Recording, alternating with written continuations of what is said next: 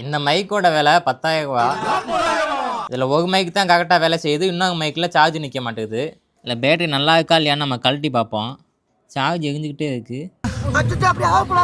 இந்த பக்கம் ஒன்றும் இல்லைங்களா, ஒட்டி வச்சுக்குவாங்களோ. எவ்வளோ பெரிய பேட்டரி கொடுத்துருக்காங்க.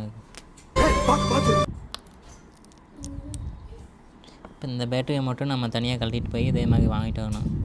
மைக்கு நான் தூண்டு தான் இருக்குது, இதுலேயே எவ்வளோ குவாலிட்டி இருக்குது. கடைசியாக தேடி கண்டுபிடிச்சி இந்த பேட்டரியை வாங்கியாச்சு. பழைய பேட்டரியை சால்டிங் பண்ணி கழட்டிக்குவோம். இப்போ இந்த பேட்டரியை இதில் மாட்டிக்குவோம்.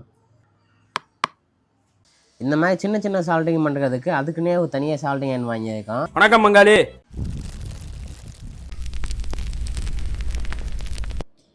அவ்வளோதான், அதை மாட்டிக்குவோம். இப்போ இதை மாட்டியாச்சு, கொஞ்ச நேரம் சார்ஜில் போட்டுக்குவோம். சார்ஜ் ஆகுதா? உங்கள் மைக் ரெடி ஆகிடுச்சு, கரெக்டாக இருக்கான்னு செக் பண்ணிக்கோங்க.